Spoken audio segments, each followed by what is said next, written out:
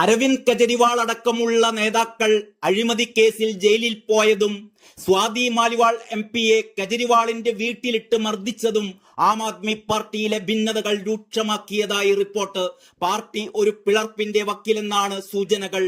അഴിമതി വിരുദ്ധതയും സ്ത്രീ സുരക്ഷയും പറഞ്ഞ് അധികാരത്തിലെത്തിയ പാർട്ടി 10 വർഷം കൊണ്ട് പ്രതിച്ഛായ നഷ്ടപ്പെട്ട് ഏറെ മോശം സ്ഥിതിയിലാണെന്നും കെജ്രിവാളിന്റെ നേതൃത്വം തെറ്റായ പാതയിലാണെന്നുമാണ് ആപ്പിലെ ഒരു വിഭാഗത്തിന്റെ നിലപാട്. കെജ്രിവാളിന് സ്വാധീനമില്ലാത്ത പഞ്ചാബിൽ മുഖ്യമന്ത്രി ഭഗവത് സിംഗ് മാന്റെ നേതൃത്വത്തിൽ ആപ്പിൽ നിന്നു മാറി പുതിയൊരു രാഷ്ട്രീയ പാർട്ടി ഉണ്ടാക്കാനുള്ള ശ്രമങ്ങൾ സജീവമായി കഴിഞ്ഞു. അധികാരം അരവിന്ദ് കെജ്രിവാളിനെ തികഞ്ഞ സ്വേച്ഛാധിപതിയാക്കി കഴിഞ്ഞതായി ആപ്പിലെ അതൃപ്തരായ ഒരു വിഭാഗം കുറ്റപ്പെടുത്തുന്നു. പദവികൾ ഇഷ്ടക്കാർക്ക് വീതം വെച്ച് നൽകാനുള്ള കെജ്രിവാളിന്റെ ശ്രമമാണ് സ്വാതിയെ മർദ്ദിക്കുന്നതിലേക്ക് നയിച്ചത്. കെജ്രിവാളിന് വേണ്ടി കോടതിയിൽ കേസ് വാദിക്കുന്ന മനു അഭിഷേക് സിംഗ്വിക്ക് വേണ്ടി സ്വാതിയോട് രാജ്യസഭാംഗത്വം രാജിവെക്കാൻ കെജ്രിവാൾ നിർദ്ദേശിക്കുകയായിരുന്നു എന്നാണ് പുതിയ വിവരം. ഇതിന് സ്വാതി തയ്യാറാവാതെ വന്നതോടെ കെജ്രിവാളിന്റെ പ്രൈവറ്റ് സെക്രട്ടറി സ്വാതിയെ മർദ്ദിക്കുകയായിരുന്നു അത്രേ. പലവട്ടം അടിക്കുകയും നിലത്തിട്ട് ചവിട്ടുകയും ചെയ്ത വൈഭവ് കുമാറിനെ ആപ്പ് നേതൃത്വം സംരക്ഷിക്കുകയാണ്. സ്വാതിയാണ് പ്രശ്നം ഉണ്ടാക്കിയത് എന്ന തരത്തിൽ പ്രചാരണം നടത്തുക കൂടി ചെയ്തതോടെ ആപ്പിനുള്ളിലെ നേതാക്കളുടെയും പ്രവർത്തകരുടെയും അതൃപ്തി രൂക്ഷമായിരിക്കുകയാണ്.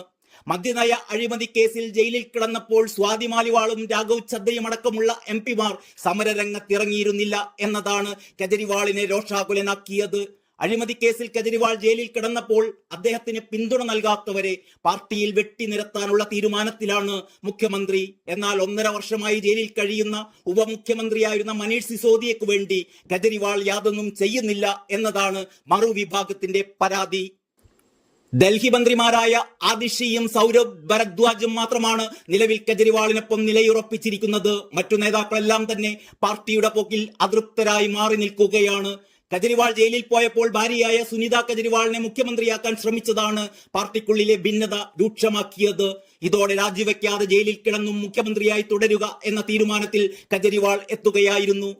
ഡൽഹിയിലെ സ്ത്രീ സുരക്ഷാ പ്രശ്നങ്ങളിലും കോൺഗ്രസ് സർക്കാരിന്റെ അഴിമതികളും ചൂണ്ടിക്കാട്ടി പാർട്ടി രൂപീകരിച്ച് അധികാരത്തിലെത്തിയ അരവിന്ദ് കെജ്രിവാൾ അഴിമതി കേസിൽ തിഹാർ ജയിലിൽ കഴിയുകയും പുറത്തുവന്ന് വനിതാ എംപിയെ മർദ്ദിക്കാൻ നിർദ്ദേശം നൽകുകയും ചെയ്തതോടെ ആപ്പിന്റെ പ്രതിച്ഛായ പൂർണ്ണമായും തകർന്നു കഴിഞ്ഞു.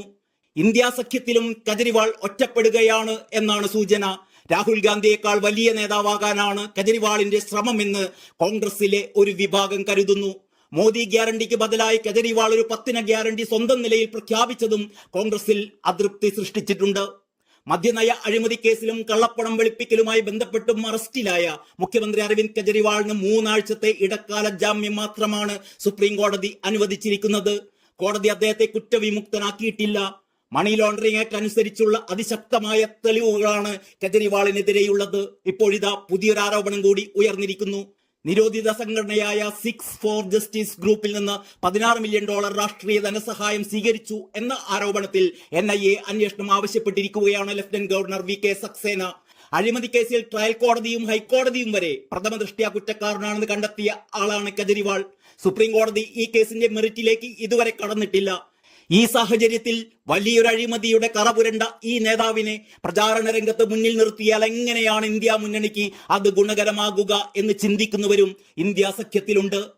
ഒരു സംസ്ഥാനത്തുണ്ടായിരുന്ന ഒരു മദ്യനയം തിരുത്തപ്പെടുന്നു, പുതിയൊരു മദ്യനയം കൊണ്ടുവരുന്നു. ഇതിനിടെ വലിയൊരു വിവാദം ഉണ്ടാകുന്നു, അത് പിൻവലിക്കുന്നു. അതിനുശേഷം വളരെ വലിയ പ്രശ്നങ്ങളിലേക്ക് അത് പോകുകയാണ്.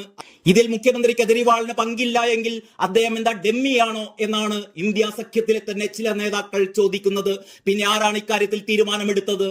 ഇത്തരമൊരു വലിയ നയമാറ്റത്തിൽ മുഖ്യമന്ത്രിക്ക് പങ്കില്ല എങ്കിൽ പിന്നെ ആരൊക്കെയാണ് തീരുമാനമെടുത്തത്? താനല്ല ഇതിൽ പ്രതിയെങ്കിൽ പിന്നെ ആരൊക്കെയാണ് പ്രതികൾ എന്ന് തന്നെയെങ്കിലും കെജ്രിവാളിന് അറിയേണ്ടതല്ലേ? ഇതൊന്നും അറിയില്ലെങ്കിൽ അദ്ദേഹത്തിന് മുഖ്യമന്ത്രിയായിരിക്കാൻ എന്താണ് യോഗ്യത എന്നും അവർ ചോദിക്കുന്നു. ജയിലിൽ നിന്ന് വന്ന ആൾ എന്നൊരു പ്രദർശന വാല്യൂവിന്റെ തിളക്കം മാത്രമാണ് കെജ്രിവാളിന് ഇപ്പോഴുള്ളത്. അതൊരു പോസിറ്റീവ് ഇമേജ് കൂടിയല്ല. ശരിക്കും കെജ്രിവാളിനെ പുറത്തുവിട്ടതോടെ പേടിക്കുന്നത് ആരാണ്? നരേന്ദ്രമോദിയല്ല, അത് സാക്ഷാൽ രാഹുൽ ഗാന്ധിയാണ്.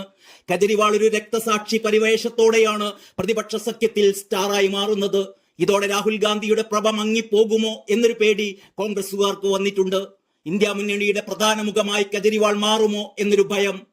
ശരിക്കും കെജ്രിവാളിനെതിരെ മദ്യ അഴിമതി കേസിൽ ആരോപണം ഉയർത്തിയതും ആദ്യം രാജി ആവശ്യപ്പെട്ടതുമൊക്കെ കോൺഗ്രസ് ആയിരുന്നുവല്ലോ. 2023 ഫെബ്രുവരി 4 കോൺഗ്രസ് പാർട്ടി ഒരു പ്രസ്താവന ഇറക്കിയിരുന്നു. കോൺഗ്രസിന്റെ വെബ്സൈറ്റിൽ ഇപ്പോഴുമുണ്ട് ആ ഔദ്യോഗിക പ്രസ്താവന. ഡൽഹിയിലെ മദ്യനയത്തെക്കുറിച്ചാണത്. അജയ് മാക്കൻ എന്ന അവരുടെ നേതാവാണ് ഈ പ്രസ്താവന പുറപ്പെടുവിച്ചത്. അത് കോൺഗ്രസിന്റെ ഔദ്യോഗിക അഭിപ്രായമായി അവരുടെ വെബ്സൈറ്റിൽ ഇപ്പോഴും ഉണ്ട്. ഡൽഹി ലിക്കർ സ്കാമുമായി ബന്ധപ്പെട്ട് അഴിമതികളുടെ പേരിൽ മുഖ്യമന്ത്രി അരവിന്ദ് കെജ്രിവാൾ ഉടൻ രാജിവെക്കണം. ഒപ്പം മനീഷ് സിസോദിയ, സത്യേന്ദ്ര ജെയിൻ തുടങ്ങിയ മന്ത്രിമാരും എത്രയും പെട്ടെന്ന് രാജിവെക്കണം എന്നൊക്കെയാണ് കോൺഗ്രസ് പാർട്ടി ഔദ്യോഗികമായി ആവശ്യപ്പെട്ടിരുന്നത്. ചുരുക്കി പറഞ്ഞാൽ ഡൽഹി മദ്യനയവുമായി ബന്ധപ്പെട്ട് ഒരു അഴിമതി എവിടെ നടന്നിട്ടുണ്ട് എന്ന് ഔദ്യോഗികമായി കോൺഗ്രസ് ആരോപിക്കുന്നതാണ് ഈ സ്റ്റേറ്റ്മെന്റ്. കോൺഗ്രസിന്റെ വെബ്സൈറ്റിൽ അവരുടെ ഔദ്യോഗിക പ്രസ് റിലീസുകളിൽ ഈ പ്രസ് റിലീസ് ഇപ്പോഴുമുണ്ട്.